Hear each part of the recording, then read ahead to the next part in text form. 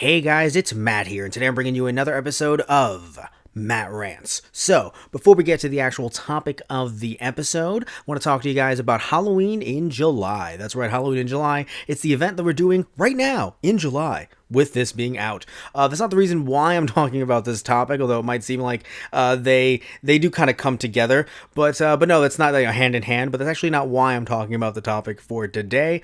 Just in general, although I will try to keep some of these topics in regards to, maybe like the death of a company or goodwill or something like that. However, this is not the death of a Kickstarter. That's not what this topic is about. But I would like to mention that, yeah, you can go check out either the other stuff that's going on this channel for Halloween in July. You can go check out those guys on the radio or TG Productions as well. Each channel got a fun little makeover, and we're trying to release things that kind of coincide with our Halloween in July event, because of course that's what this whole thing is about. But some of the Matt Rants might stray away from being about Halloween type stuff. So what are we talking about now? Well, we're talking about the Kickstarter campaign that I funded. I talked to you guys about this. I did 2 updates on it. When it first was being funded, I think after it was funded was the second one. And I was very excited about this. I actually played 40 Winks with Satish over at, I think it was actual Halloween 2 years ago at this point. Good God, I'm getting old. So it was 2 years ago, Halloween. We played the PS1 version, and now I'm giving you guys this update because as far as I've seen, no other YouTuber has talked about this. And it's kind of a little awkward because I'm sure there have to be other YouTubers that actually funded this Kickstarter. It can't just be me. But yeah, I have not seen any YouTuber give this update. I saw people talk about it initially, RGT85, and a bunch of other YouTubers as well, but none have talked about this recent update that I got. Literally at this point of this recording, it's 12 days ago, and it's probably even longer by the time this episode comes out. So let's talk about this. It's listed as a major update. So remember, the Kickstarter's been funded. It's good. It's good to go. Should be coming to me in September, and then I'll do a video about that. Probably if it's coming in late September, then I'll probably do a video about it for our general Halloween stuff in October. But there's some issues with this, and that's kind of why I'm here, not just to inform you guys, but also to rant a little bit about it as well. They don't affect me personally, most of these, but it still is a little bit problematic, and let's talk about it right now. So, first of all, let me read the email itself. So the email is listed as major update, and it says, "Hello backers, thank you for being patient for this update. We are 90% done with prototyping. We need to do some slight changes to the plush, and I'll talk to you guys about the plush later if you don't remember it, and we need to do a final test through both versions of the game, the NTSC and PAL. We decided to remove Italian language from the PAL version and our PAL version and add French. We could not keep all of them at the same time. In regards of the digital download, we have almost a master file. It will be based off the PS1 version. We are going to release it as soon as we have the art of the game ready. Here is a picture of how things are looking. And at this point in the video, I should have the picture up. Also, we'll have it shown in the description box below in the either way. And let's see here. Okay, and on the controller, we picked that shape because there was a little bit of a different shape over the traditional N64 controller, because Nintendo has recently renewed their trademark for the design of the N64 controller. We don't want to risk getting the controllers returned at the port. That would be interesting, so good on them for that, actually. There are also rumors that they are looking to renew some N64 patents. One cool thing about this controller, because yeah, this controller does look a little bit different than your standard one. Some people were, well, I don't want to say complaining, but some people were saying, hey, it's a Pelican one versus the standard one.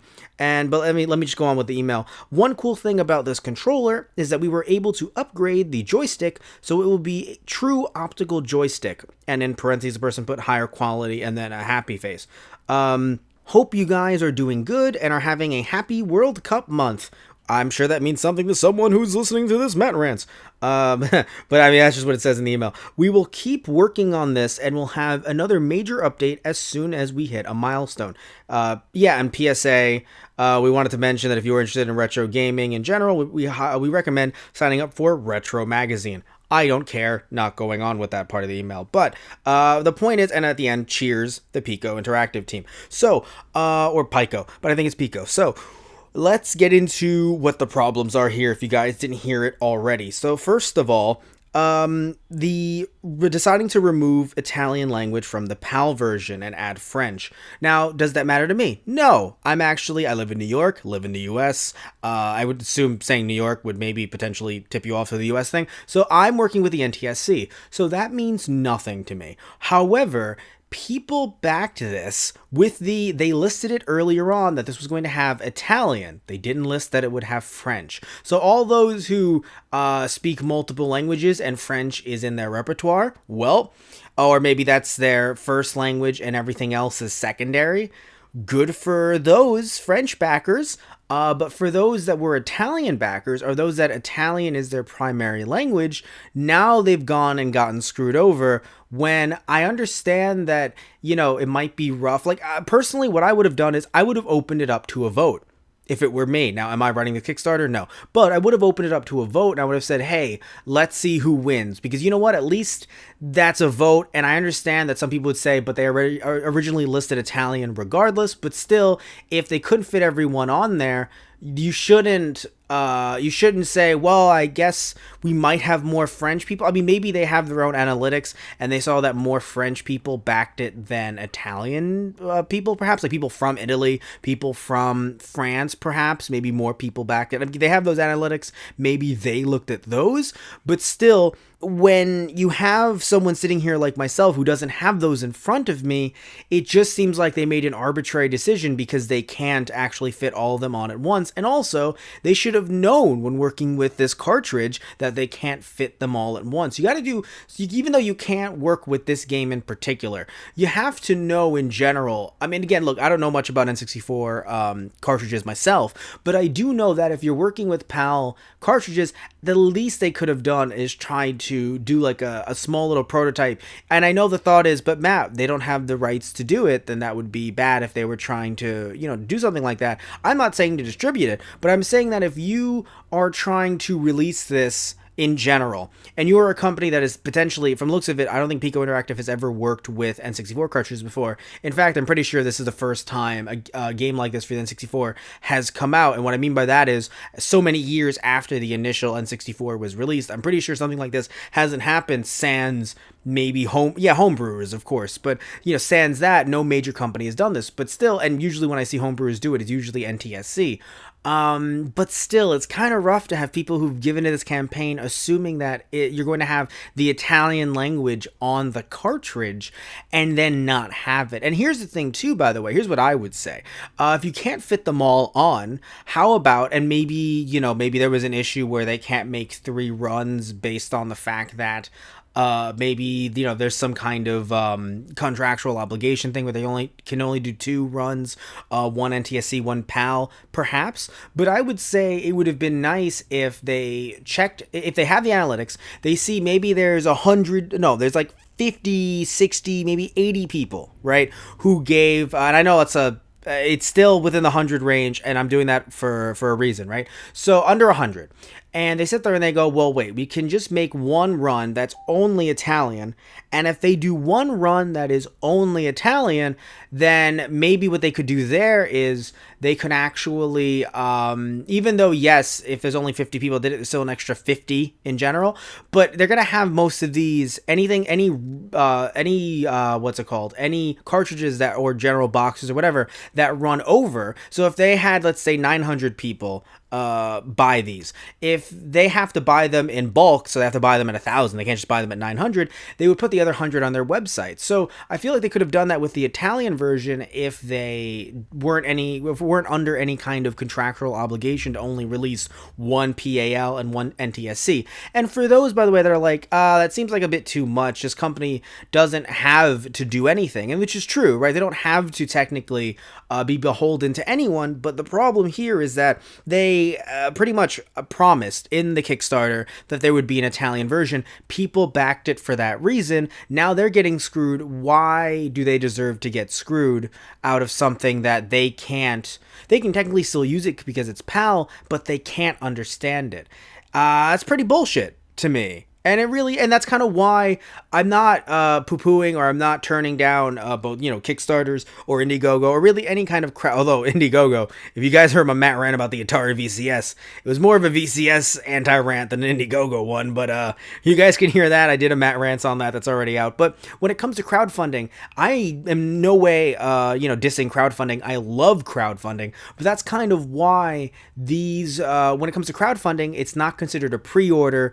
It is a sort of a promise, yes, but it isn't a pre-order, because things like this can happen at any point and completely screw someone over. So that's the first thing here that I was like, oh, that's not good at all. I mean, it's good for French fans, but not good for Italian fans. Now, moving on, because if you thought that was the only issue, we have more, because maybe some stuff, it's okay if it went over your head, but maybe there's some stuff that may have gone over your head. So, the digital download. Now, to be fair, the digital download was actually really cheap. I didn't get it, but apparently it was $5, if I remember correctly. That's actually really cheap. That's not bad at all. The problem is, however, this is the N64 Kickstarter. So it is for the N64 version of the game. The N64 version of the game is different than the PS1 version of the game. I believe, if I remember correctly, there is a co-op mode that is not available. So there's a split screen co-op mode that is not available in the PS1 version. Correct me in the comments down below if I'm wrong, but I'm pretty sure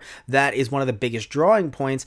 And that's kind of why there were some cartridges out there before this one, but they were all unofficial. None of that money was going back to the publishers. And I'm not talking about Pico Interactive. I'm talking about the publishers who originally created the game. That's why I'm actually for this Kickstarter.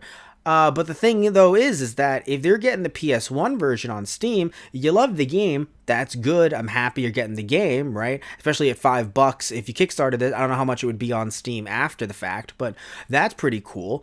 But you're not getting the N64 version, and this is the N64 Kickstarter.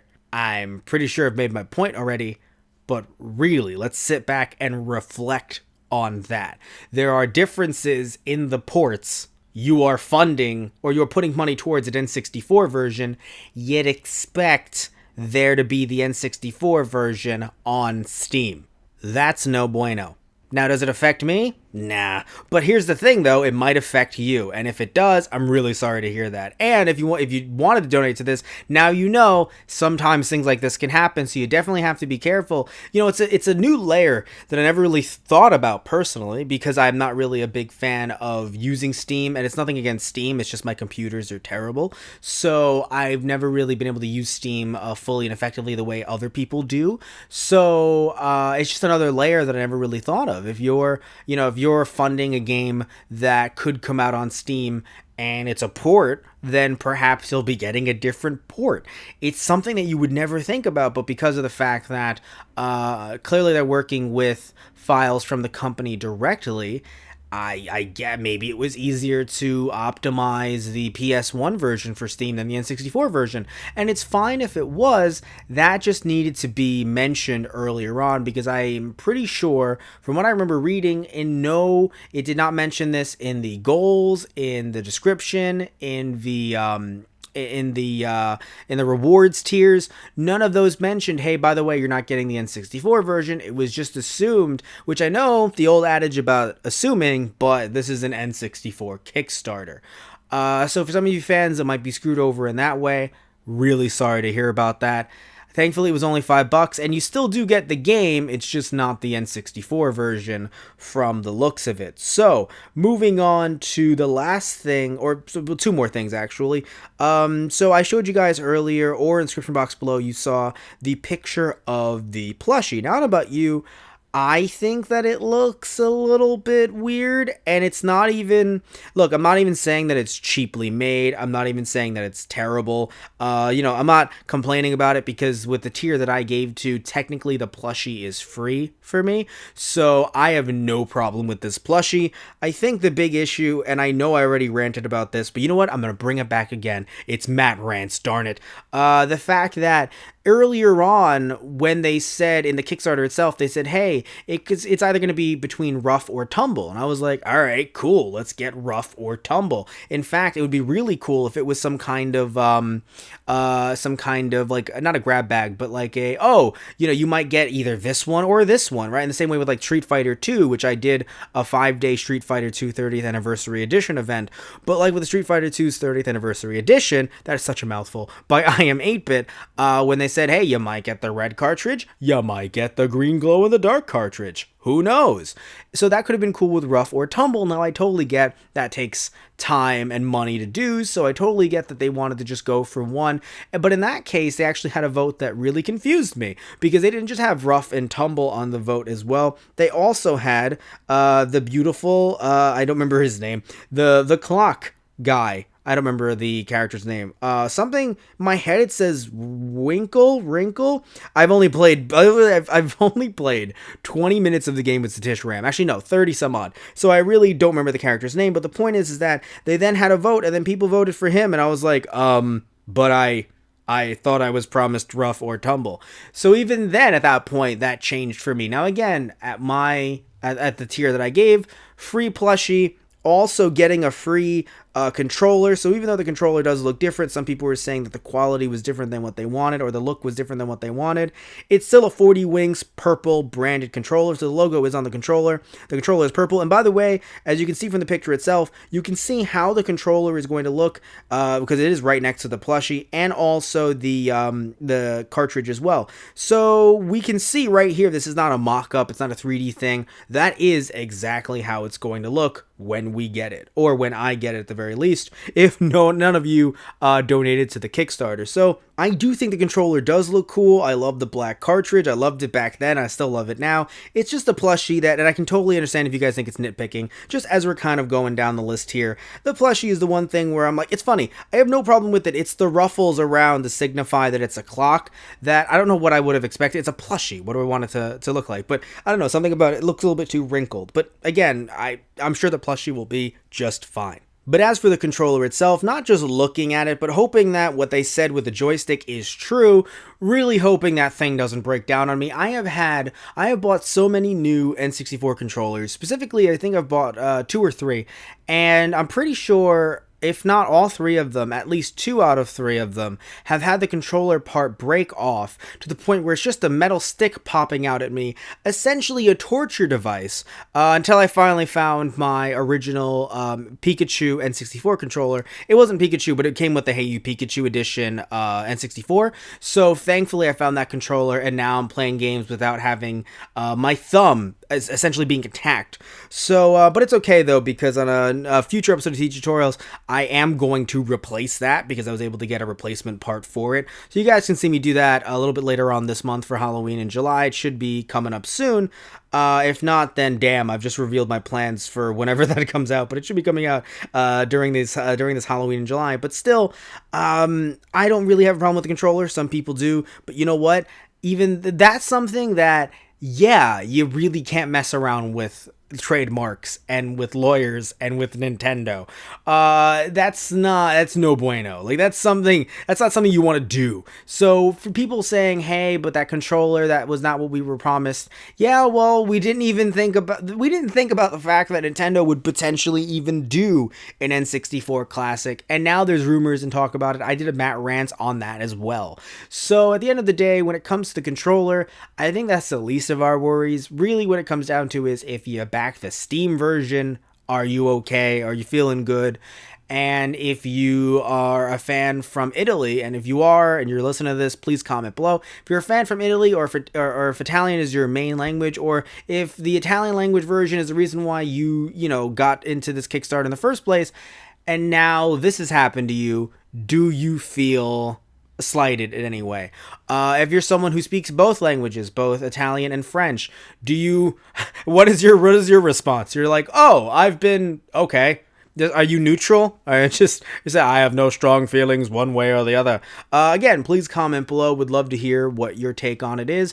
And for any of you guys who, again, just in general, if you backed this Kickstarter or if you didn't, because I do want to hear about what you guys have to say, because we actually are about to wrap up this episode of Matt Rants. So, I want to thank you all so much for listening in. Please remember to like and subscribe if you liked the video, and if you didn't like the video, you can still like and subscribe either way. So, everybody, I'm still hyped about this. I know that I have the ability to because none of these things have actually affected me personally, so I do apologize if I'm still, if it seems kind of callous that I'm hyped for this, but I think it just goes to show that when it comes to these Kickstarters, as I mentioned earlier, when it comes to not even just Kickstarter, when it comes to general crowdfunding campaigns, as I mentioned time and time again, and even earlier in this Matt Rants, not everything's going to be set in stone.